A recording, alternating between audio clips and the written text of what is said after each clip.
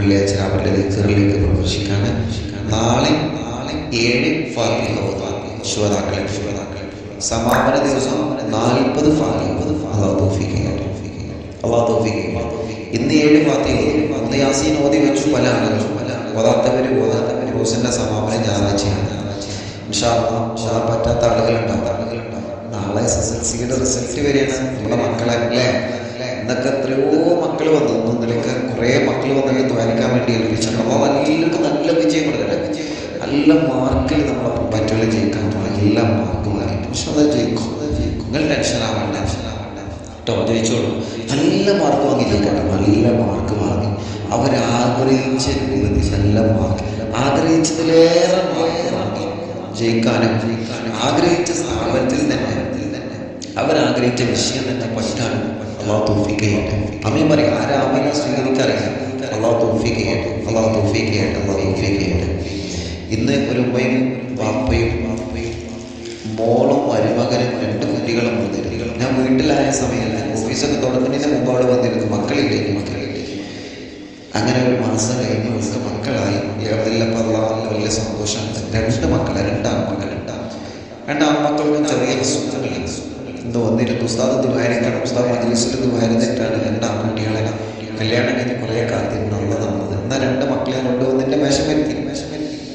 ഇനി ഉസ്താദ് മജ്‌ലിസിൽ ദുആരിക്കണം, എനിക്ക് ഉറപ്പുണ്ട് കുട്ടികൾ അസുഖം മാറിക്കും. ഒന്ന് ദുആരിനാ മതി. ആരാമീനെ സ്വീകരിക്കണതറിയില്ല. ദുആ കൊണ്ടല്ല, ആരാമീനാണ് സ്വീകരിക്കുന്നത്.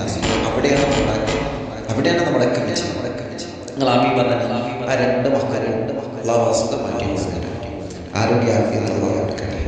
അല്ലാഹു കുടുംബത്തിൻ്റെ റാഹത്തിന് 2 ദിവസം മുമ്പ് ഇടിമിന്നലേറ്റ് മരണപ്പെട്ടു പോയ പിഞ്ചു മക്കൾക്ക് അല്ലാഹു സ്വർഗത്തിൽ വലിയ സ്ഥാനം നൽകട്ടെ. കുടുംബത്തിന് അല്ലാഹു സമാധാനം നൽകട്ടെ. പരിക്ക് പറ്റിയവർക്ക് അല്ലാഹു ശിഫ കൊടുക്കട്ടെ. എല്ലാവരും അല്ലാഹു അപകടങ്ങളെ തൊട്ട് കാത്തുരക്ഷിക്കട്ടെ. അങ്ങനെ തുടങ്ങിയിട്ട് ധാരാളം ആളുകൾ ഇന്ന് ഓഫീസിൽ വന്ന് ദുആ കൊണ്ട് ഏൽപ്പിച്ചു പോയിട്ടുണ്ട്. ഇന്നലെ വന്ന് ദുആക്കാൻ വേണ്ടി ഏൽപ്പിച്ചു പോയിട്ടുണ്ട്. ആരും മറന്നിട്ടില്ല. അല്ലാഹു എല്ലാവർക്കും റാഹത്ത് നൽകട്ടെ. സന്തോഷവും സമാധാനവും അല്ലാഹു പ്രദാനം ചൊരിയട്ടെ. നാളെ SSLCയുടെ റിസൾട്ട് വരികയാണ്. അല്ലാഹ് ഞങ്ങളെ മക്കളെ നല്ല മാർക്കോടെ വിജയിപ്പിക്കണേ. നല്ല മാർക്കിൽ നീ വിജയിപ്പിക്കണേ. മക്കളൊക്കെ ടെൻഷനിലാണ്. നിങ്ങൾ ടെൻഷൻ ആവണ്ട. നല്ല മാർക്കിൽ ജയിക്കും. ഉസ്താദ് പറയണേ നല്ല മാർക്കിൽ ജയിക്കും. നിങ്ങൾ ടെൻഷൻ ആവണ്ട. ഒരു നിലക്കും നിങ്ങൾ ടെൻഷൻ ആവണ്ട. അല്ലാഹു വിജയിപ്പിക്കട്ടെ. നല്ല മാർക്കിൽ തന്നെ അല്ലാഹു വിജയിപ്പിക്കട്ടെ. നല്ല മാർക്ക് വാങ്ങിയിട്ടും അല്ലാഹു വിജയിപ്പിക്കട്ടെ.